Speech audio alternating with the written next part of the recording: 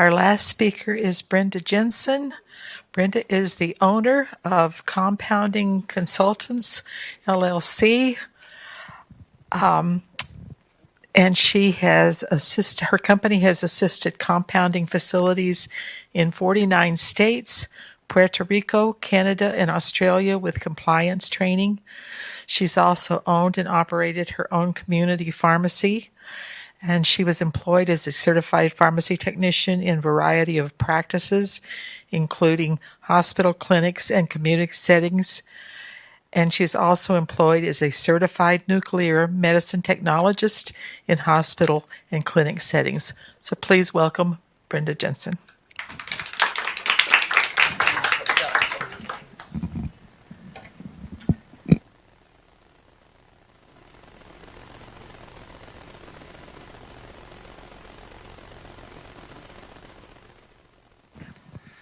Thanks everyone for being here today.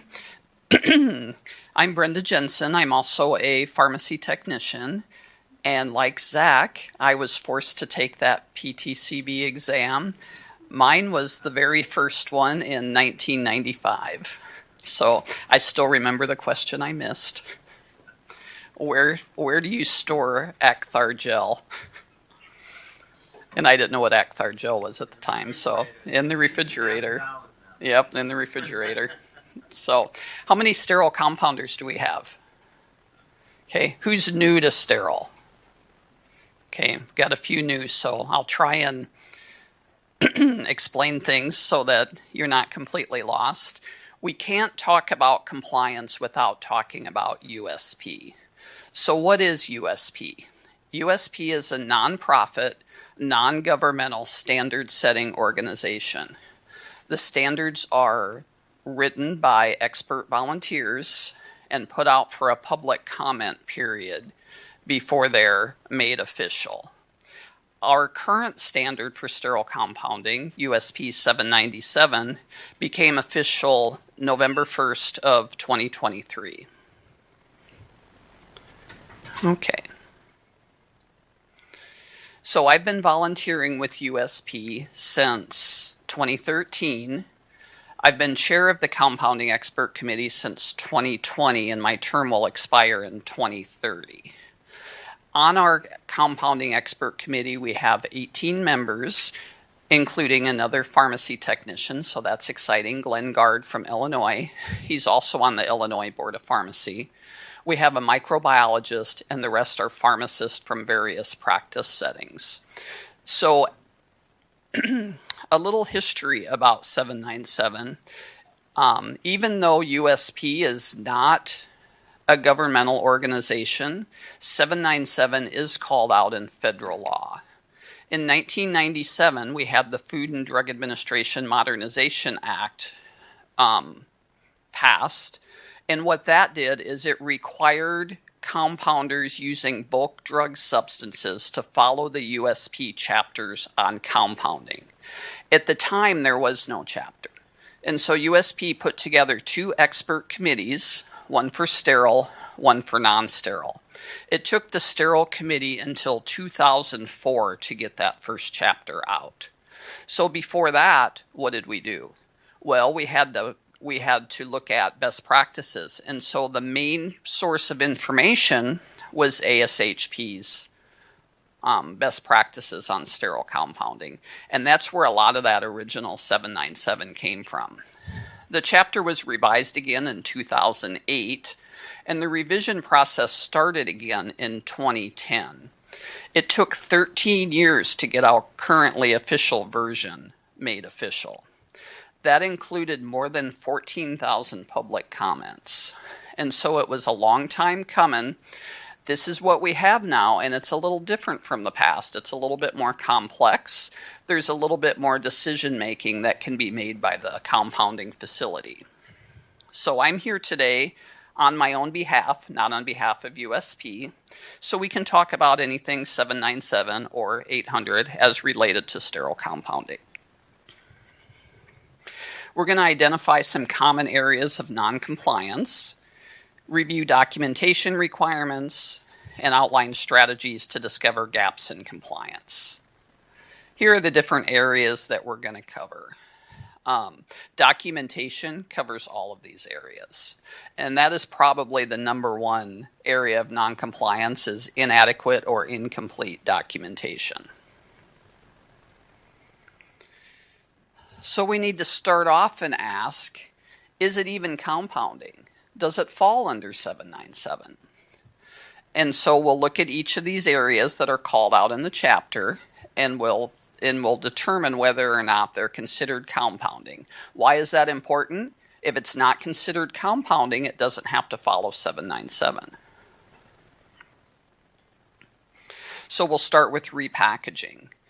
Repackaging is considered compounding. It was added to the definition during this latest revision. So sterile compounding is defined as combining, admixing, diluting, pooling, reconstituting, repackaging, or otherwise altering a drug product or bulk drug substance to create a sterile preparation.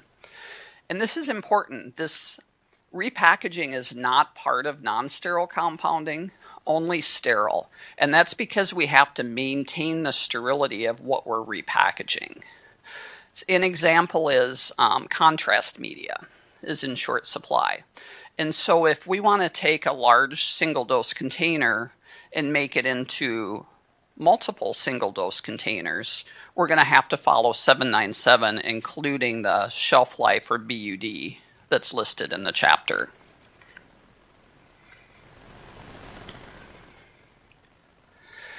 Immediate use is considered compounding, but it has lesser requirements. A change with this chapter was the elimination of low, medium, and high risk and the introduction of categories. The reason this happened was even a low risk preparation could be high risk, and so it didn't really make a lot of sense to have the low, medium, high designations. And so category 1 are those things made in an ISO class 5 hood in a segregated compounding area. They have the shortest BUDs and the least restrictions. Category 2 requires a clean room suite. It also requires more quality assurance. To balance that, longer BUDs are allowed. Category 3 happened during the revision process. This chapter was originally supposed to come out in 2019, and it went through an appeals process. Part of the appeals were that there wasn't an ability to extend the beyond use date. So Category 3 was developed with an even higher level of quality assurance for those folks that wanted the longer BUDs. So if we're compounding immediate use and following the criteria under that section of the chapter, they're not subject to the category 1, 2, or 3 requirements, and that includes media fills. And so requirements are aseptic technique must be used, there must be SOPs that drive the process, personnel are trained and demonstrate competency. Doesn't have to be a media fill. It can be a little observation checklist showing they know what aseptic technique means. We can only do immediate use if the preparation involves not more than 3 different sterile products. The old rule was 3 packages.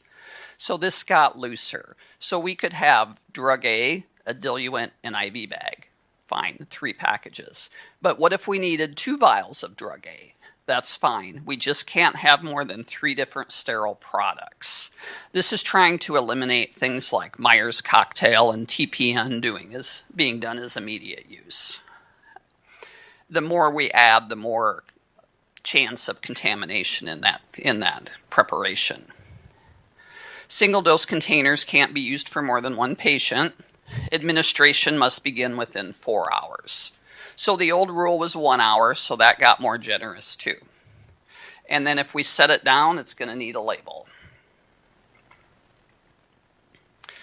Preparation per approved labeling is outside the scope of 797 if the approved labeling includes the diluent, strength, container closure, and storage. This was changed to come into alignment with FDA's definition. So FDA considers if you're following the package insert exactly, it's not considered compounding, not required to follow 797. Now, you may have state law or accreditation requirements that say differently, but we're speaking here from a federal standpoint.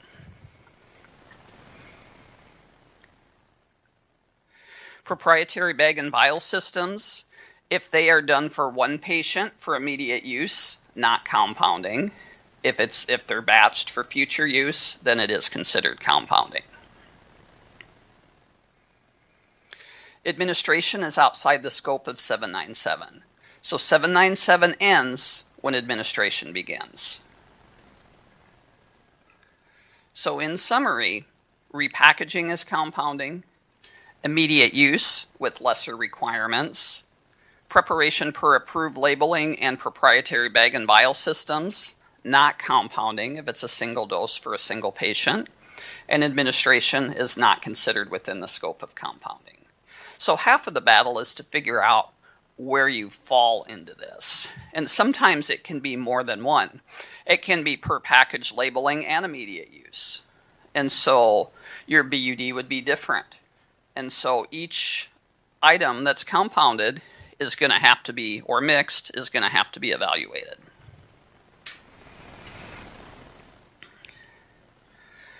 $800 is where things get tricky.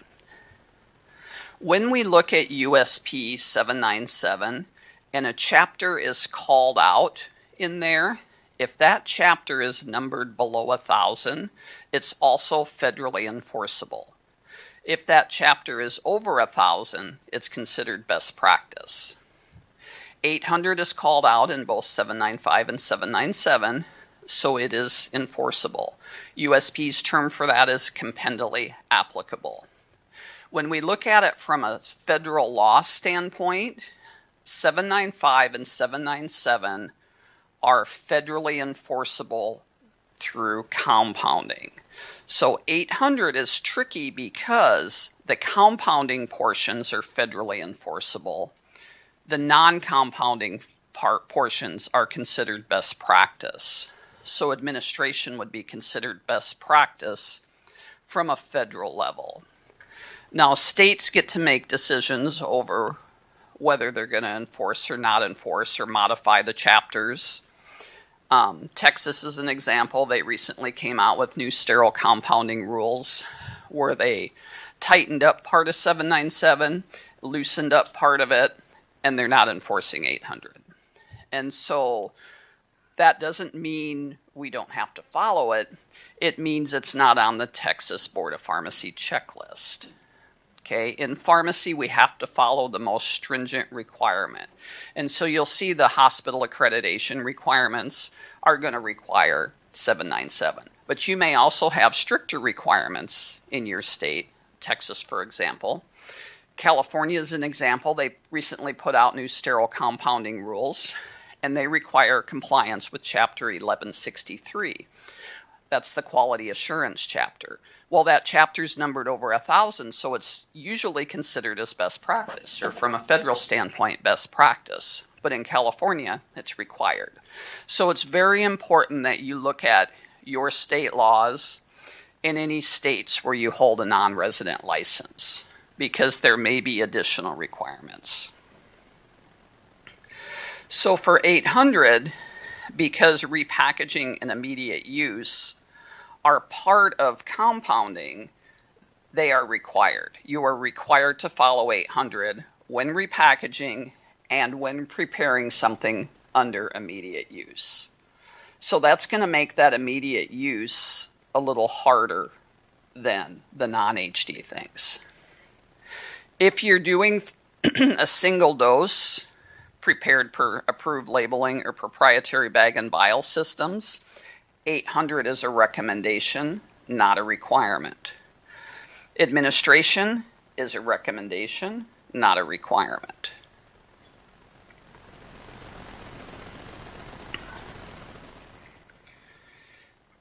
Okay, so looking at some common areas of noncompliance, we'll go through these different scenarios. just looking at your design, layout, and workflow, do you have access to a sink? Where is it located? Is there hot and cold running water? In Texas, does it have hands-free? Can you do it hands-free?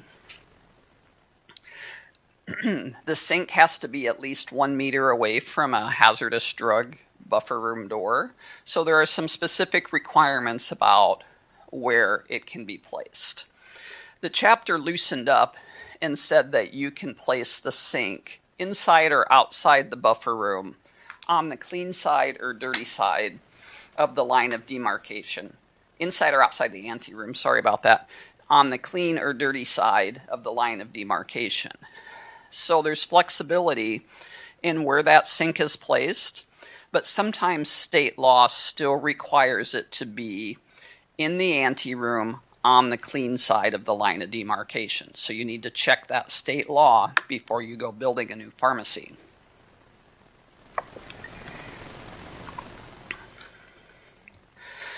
Does the workflow make sense? If you're doing non-sterile to sterile compounding, weighing and mixing has to be done in a minimum ISO 8 environment.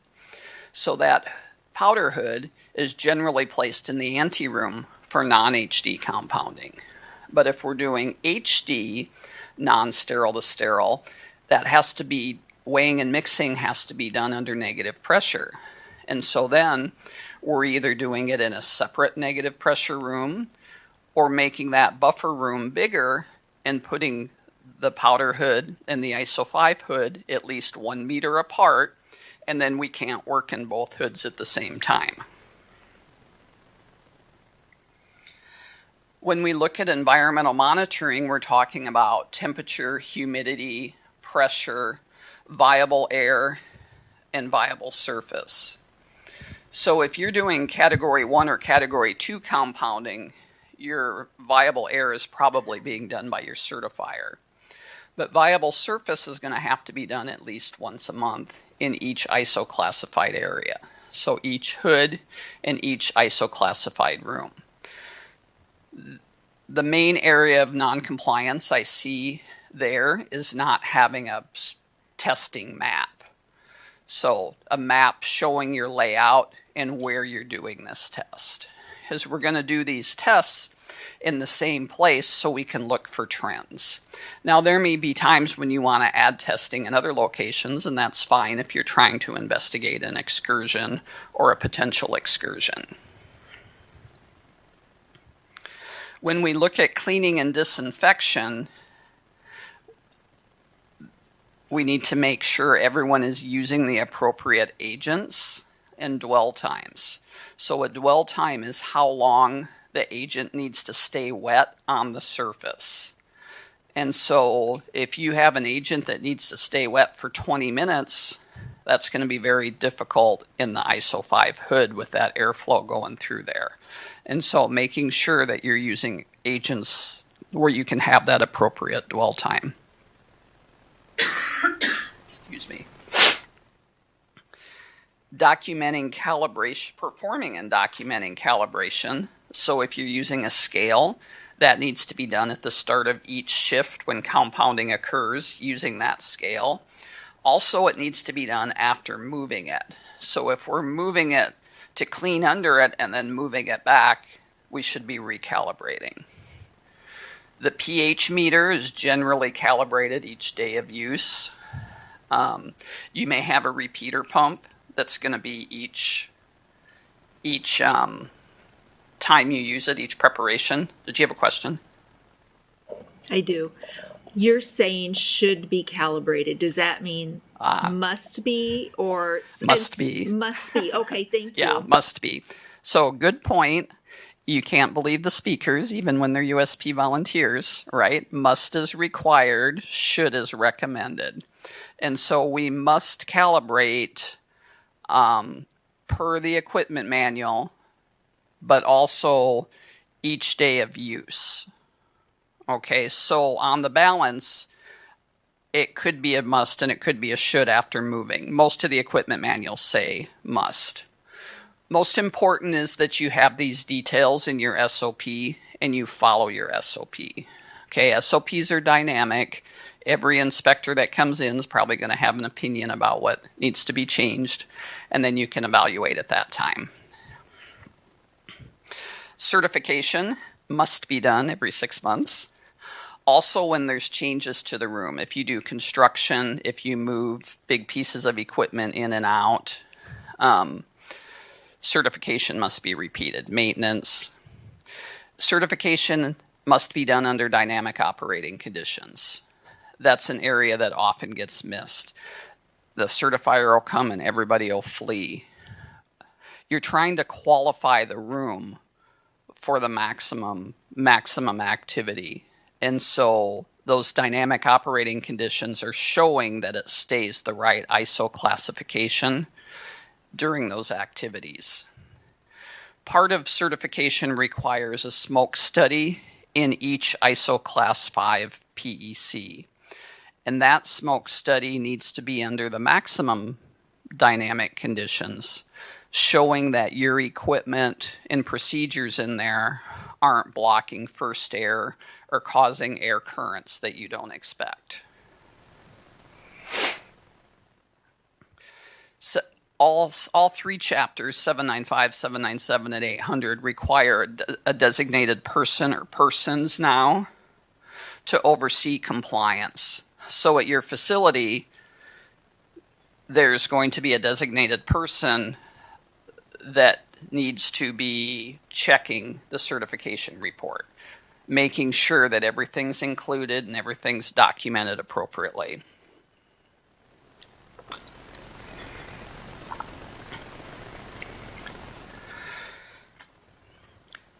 In addition to USP, we need to consider FDA.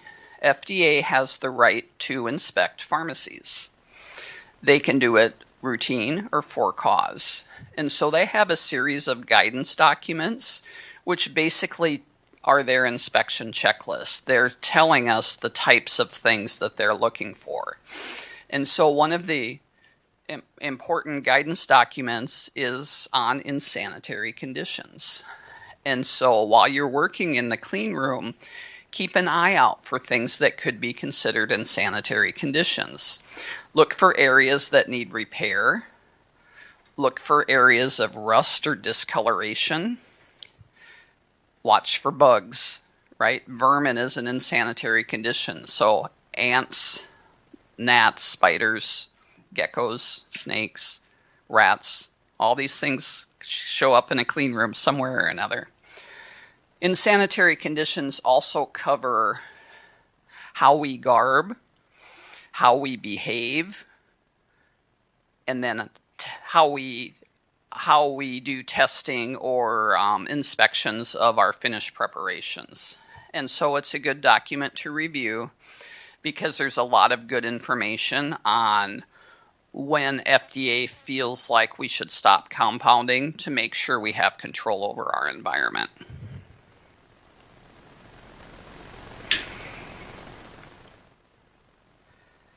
Any questions on facilities and equipment before we move on? Judith? Sorry. No, go ahead. When you talk about FDA inspections, do you have any idea how often they go out and inspect, like in real life? Yeah. Do you have any idea? So pre-COVID, I was always working with someone during an FDA inspection. It was constant. There was always one going on with one of my clients. Post-COVID, it's been much slower.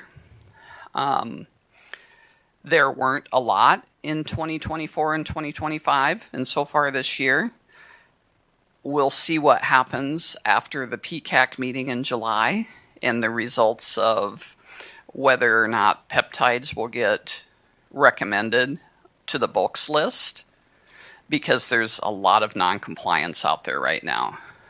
And so I'm not sure what's going to happen. So when you say a lot, give me an idea of like how many. Do they inspect one pharmacy a week, or I have no idea what that means. Yeah, it's because they're inspecting 503Bs too. And so the 503B, and there's been many more 503B inspections than 503A the last couple years, but there still have been 503As. When FDA inspects, they have a report called a 483. It's an observation of what they saw. Those are public knowledge. You can get on FDA's website and look up compounding 483, and you can see the kinds of things they look at. It'll also give you the date of inspection, so you can see all the inspections from the last couple of years. Yeah, the pharmacy has a chance to respond as well, and so sometimes the response is on there. But you'll also see some warning letters on there. And so if there's an insanitary condition, that's usually an automatic warning letter. There's also usually an automatic warning letter if you're using components that aren't allowed under federal law. And that's where the peptides come in. Most of the peptides aren't permissible to compound under federal law. But good information, it tells you what to avoid so that you don't get into the same trouble. Inspections usually last about 2 weeks for a sterile pharmacy. So they're in and out over a course of about 2 weeks. The warning letter can come 6 months to a year later. A second inspection can come 6 months to a year after that. And so your relationship with them goes on several years generally before you get turned back over to the state. Other questions? Okay, we'll move on to personnel training and competency. So I'll use Texas as an example here. Even though they have lessened some of the requirements of 797, one of their requirements from even before the changes were that sterile compounders need a CE certificate program for sterile compounding. And so they have to have a 40-hour CE that's hands-on, that's at least half hands-on. Pharmacists have to have a 20-hour CE certificate. So Texas has the most stringent requirements to start sterile compounding. Once you have that at your facility, you need training on maintaining the environment, right? Because we are the dirtiest thing in the clean room. So how we behave in there is going to affect the overall quality of our space. There are core competencies that have to be trained on. And then we have to do an observation of hand hygiene and garbing and follow that with a glove fingertip and thumb sample. That's where we're fingerprinting an auger plate and making sure that we can get our gloves on without contaminating them. That has to be done 3 times in a row with no growth. So if time 1 and 2 go okay, and then all of a sudden you get a CFU of growth that 3rd time, we have to start the process over again. Once the glove fingertip and thumb sample is done, then you can be trained on the normal activities in your clean room. But before you can start doing them independently, before you can start compounding independently, you must perform a media fill that mimics the most strenuous process you're going to do. So I work mostly with community compounders that do category 2 and category 3 non-sterile to sterile compounding. The batch limit for them is 250 units, so their media fills are 250 units. Now, if you're in a hospital and you're only going to be doing patient-specific few things, you're going to get by with a lot lesser media fill than those other guys.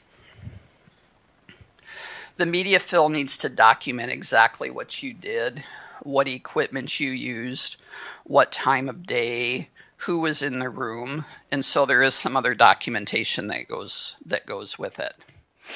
Once that initial media fill is done, there's going to be subsequent garbing observations and media fills. So it's 2 separate competency assessments.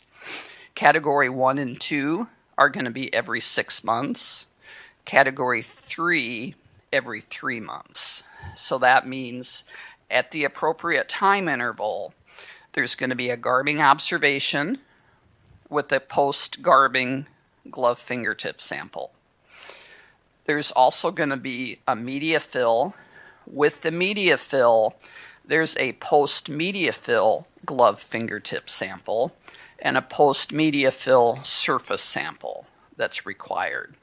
This is showing that hands are being sanitized appropriately and things are being staged into the hood appropriately. For that post-media fill glove fingertip and thumb sample and surface sample, you can go up to 3 CFUs. Now for your hands, you're adding both together, and the maximum is 3 for both hands together. Anything over than that is a failure of the media fill, and the whole media fill process has to be repeated. Same as if the surface sample fails, the media fill process would need to be repeated. Yep. Just recently this year, my pharmacy, we started to include a TPN media fill into the rotation. So any sterile compounding technician involved with TPN, either the first media fill of the year is a regular IV, and then the one at the 6-month mark is a TPN one, which involves setting up the compounder and then the product is incubated during a certain time. And like I say, this just started this year. Is that something you see? What state are you in? Nebraska. Okay. So there was a lot of discussion on this while the chapter was under revision because previously there were state boards that were requiring multiple media fills. The chapter currently only requires one, whatever is the most strenuous process that you're going to do. So the TPN would be the most strenuous. Now, some boards of pharmacy have a different opinion. And so as long as they're okay with it, you're going to be okay with the chapter. Okay, we have some core competencies here, and a lot of them are covered as we observe the media fill in those checklists that we have. But a couple that get missed are calculations. So having some kind of annual verification that the person can do calculations related to the job, and use of equipment. And so think about, you have your hoods. Are you able to clean it appropriately? Do you know where to work in it? Repeater pumps, auto compounders, pH meters, bubble point testers if you're doing non-sterile to sterile, depyrogenation ovens, autoclaves. We have to make sure all of that equipment is included in the process. Okay. Any other questions on training?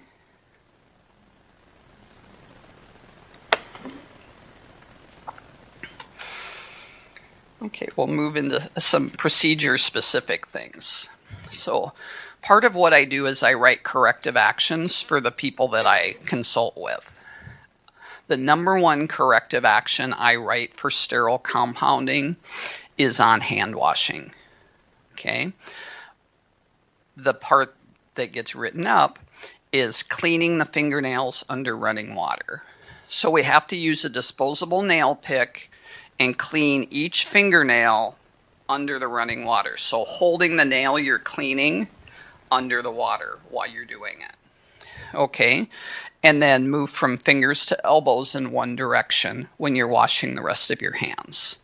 So when you're doing your arms, no back and forth, right? We're going to go one way up to the elbow, stop. When you're garbing, minimize touching the outside of the garb. Remember, we're the dirtiest things in the clean room, and we have lots of CFUs even after we've washed our hands on our fingertips.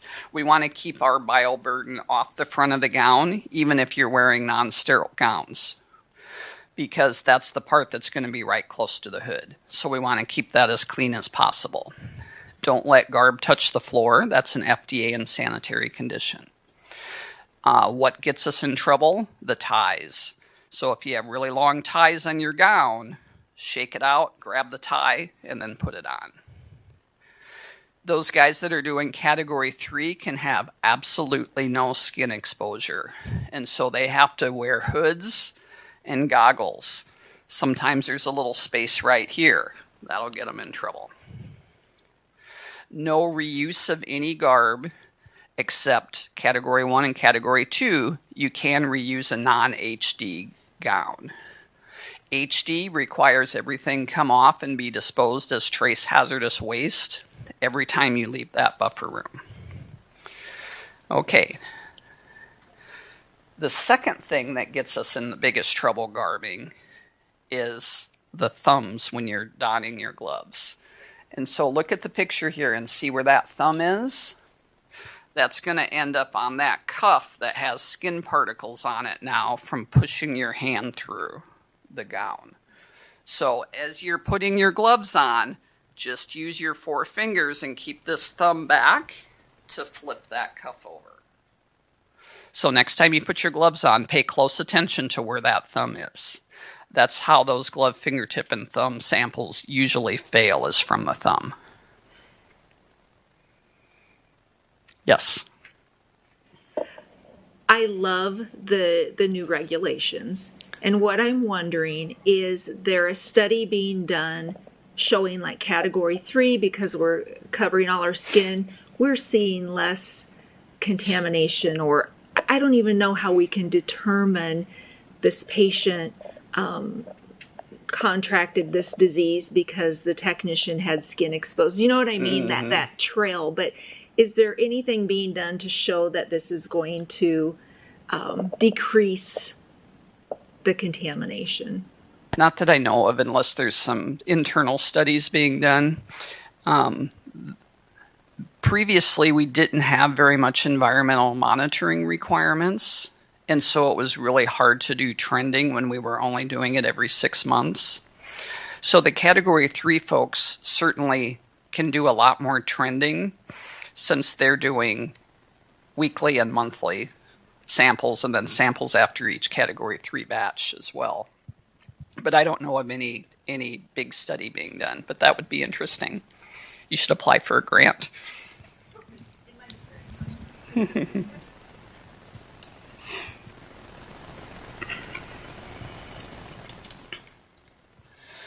Okay, for sterile compounding, we clean and disinfect.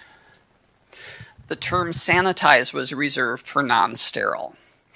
And so we clean and disinfect, usually using a one-step disinfectant cleaner. Certain areas require that you wipe with isopropyl alcohol after the fact. Okay, so we're not disinfecting with that isopropyl alcohol. We're removing residues from the one-step agent for the most part. So it's a little bit confusing when you look at the language in there. But whenever it talks about isopropyl alcohol, except in one place that got missed, it'll say wipe with isopropyl alcohol. And so make sure sterile agents and wipers are used in ISO 5. We're going to wait the allotted dwell time and then follow with sterile isopropyl alcohol. There's no allowance for non-sterile isopropyl alcohol anywhere in the clean room suite, only sterile. Non-sterile agents, cleaning and disinfecting agents, can be used on the floor and other surfaces outside of the hood. When there's multiple agents in use, it's easy to grab the wrong one. And so make sure they're clearly marked so you know which is for the hood. Make sure you're cleaning at the appropriate timing with your SOPs. Some people clean in the morning at the start of the shift. Some people do it at the end of the shift. Isopropyl alcohol is going to follow each cleaning and disinfecting, but it's also going to be applied to the work surface before compounding, every 30 minutes during compounding, or at the end of each batch if it's longer than 30 minutes, and then at the end.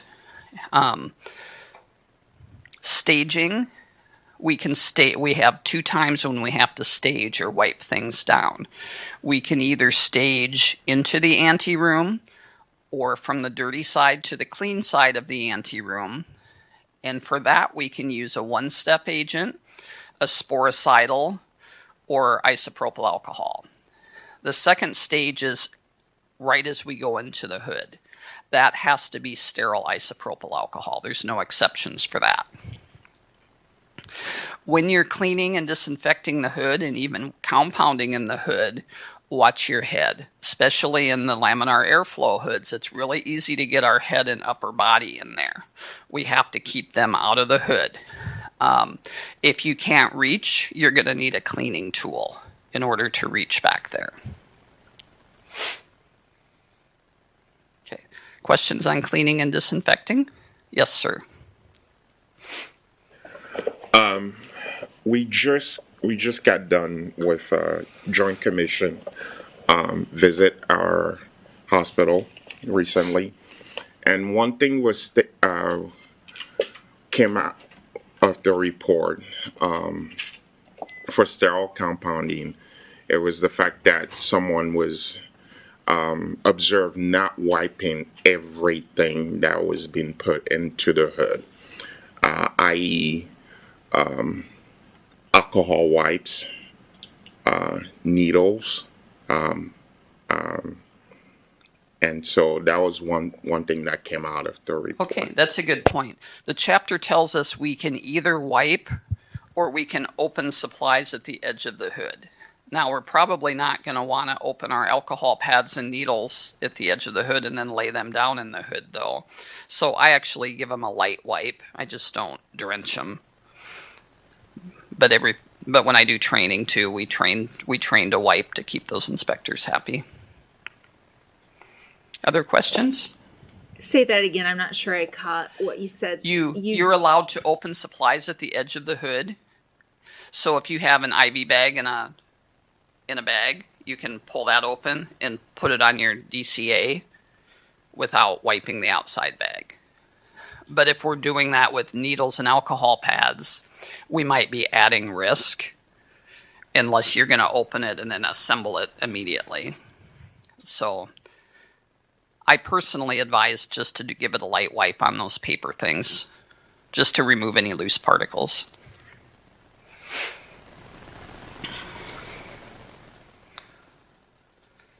Okay, aseptic technique. So before our hands enter the hood, we need to wipe them with isopropyl alcohol and let them dry. That's the hard part, letting them dry. No flapping, okay? No waving hands. They have to just dry. Now you can rub your hands together until they dry. That gives you something to do with your hands, but make sure they dry completely. We just talked about staging items or opening them at the edge of the hood. Avoid blocking first air. So you need to know where your air is coming from.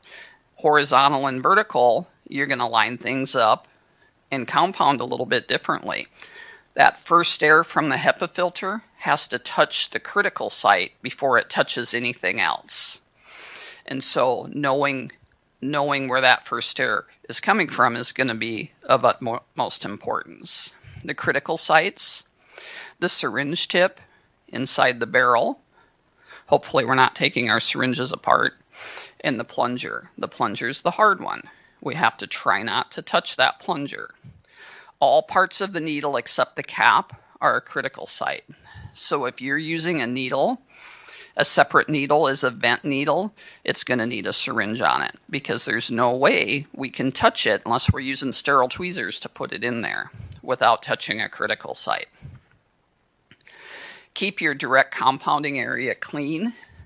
It should be ready for a surface sample at any time, which means keep the trash and paper-covered supplies out of your DCA. Keep supplies on one side, trash on the other. Try not to mix them together. Keep that DCA very clean and use slow, purposeful movements. If folks are doing category 3, they have a lot more requirements that they have to abide by. All of their outer garb has to be sterile.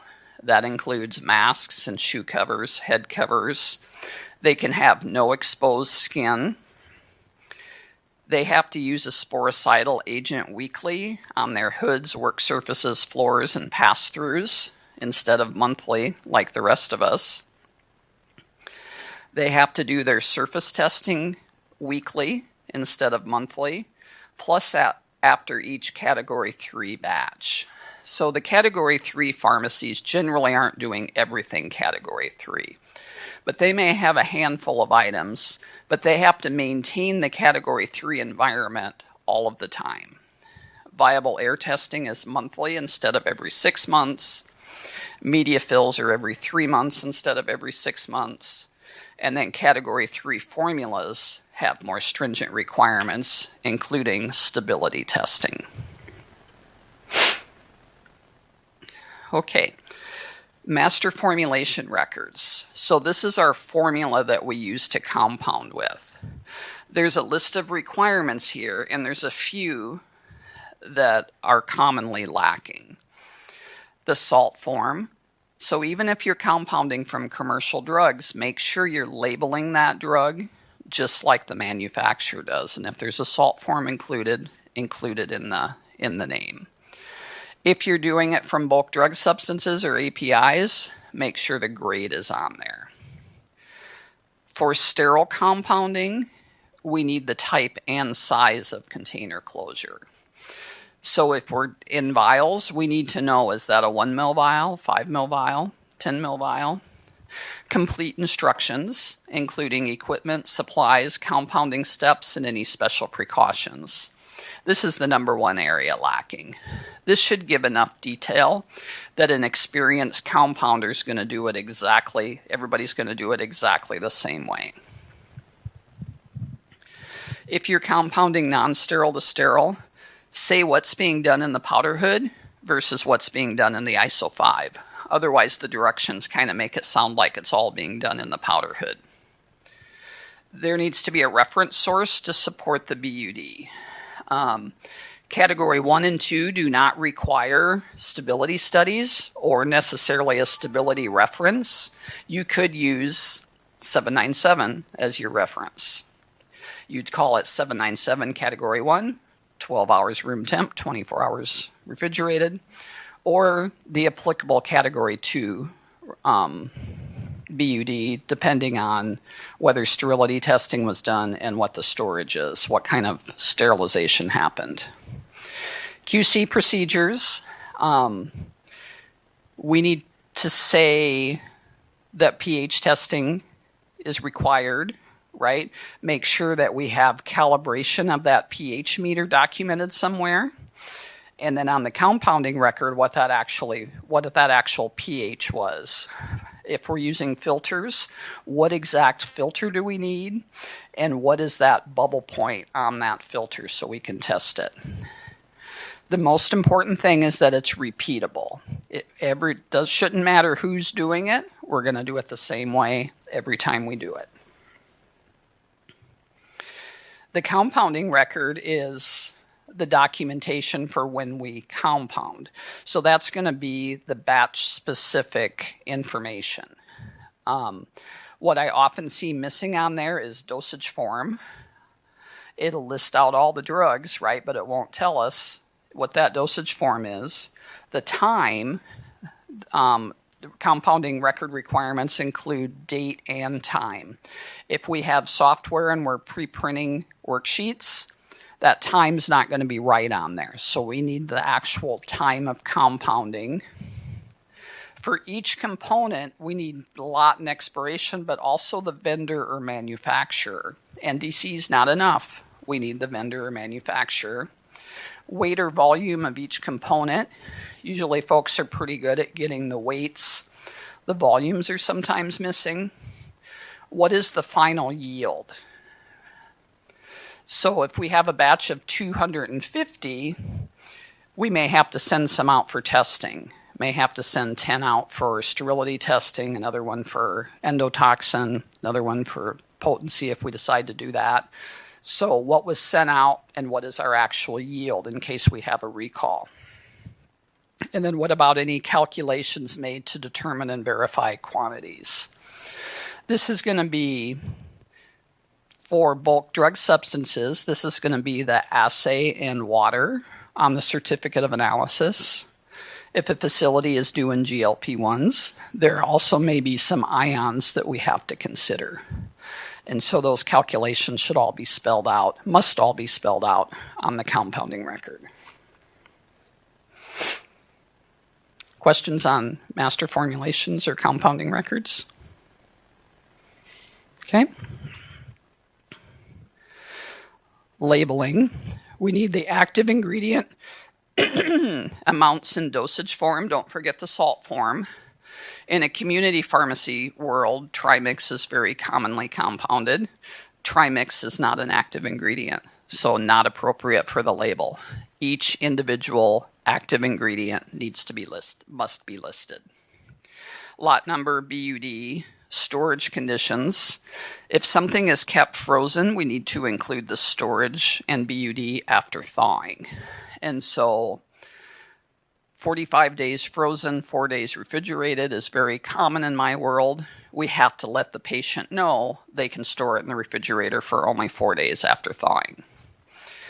If it's a multiple dose container, it's going to require additional one-time testing. And so this is going to be a USP 51 or antimicrobial effectiveness test, which is going to be specific to the formula. This is for aqueous multi-dose preparations.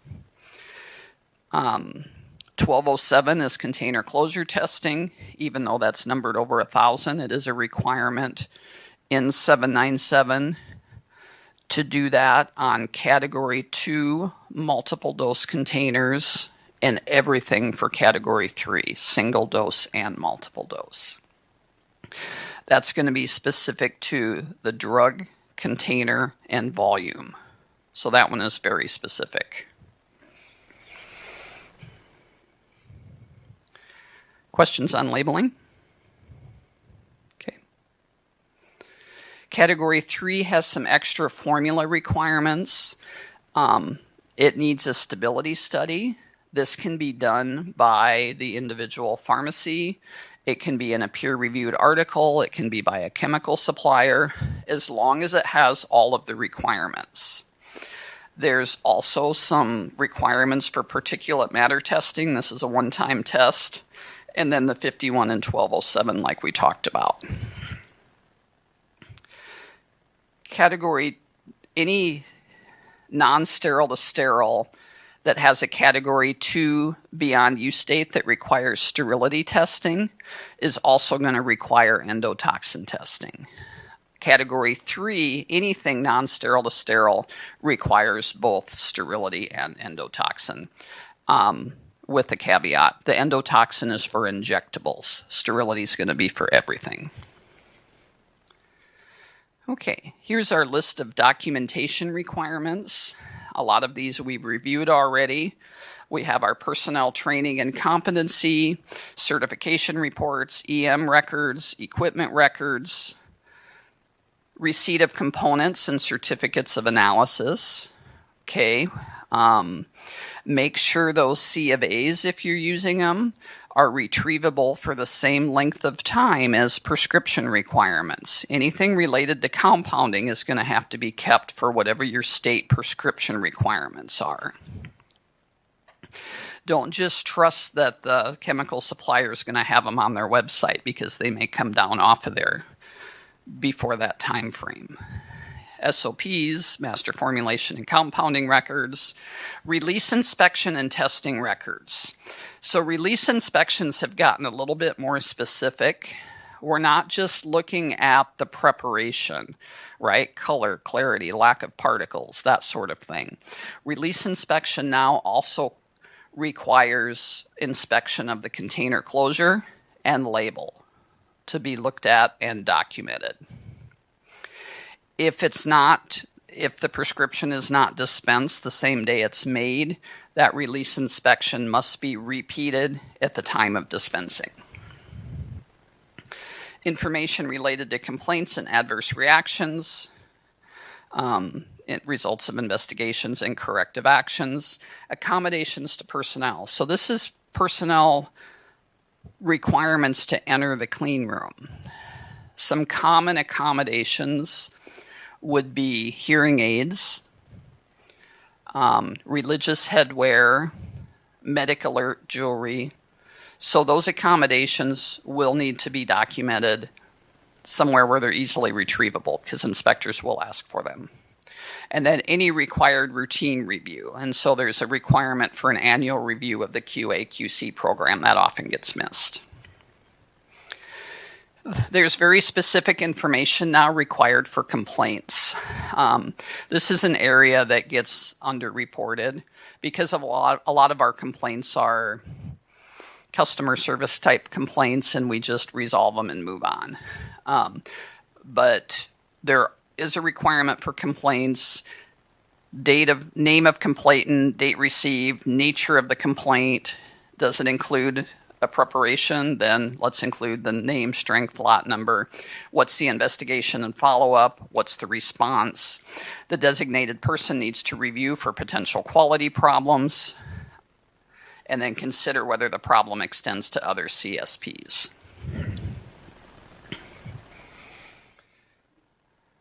So how do we do all this? Divide and conquer. This is a team effort. Okay, so we need a clear designation of responsibilities, appropriate training and competency. Pharmacies are busy. People often get thrown into roles before their training is complete. We need to slow down, make sure we're adequately training, making sure people are competent, immediately following up when issues come up, have regular communication.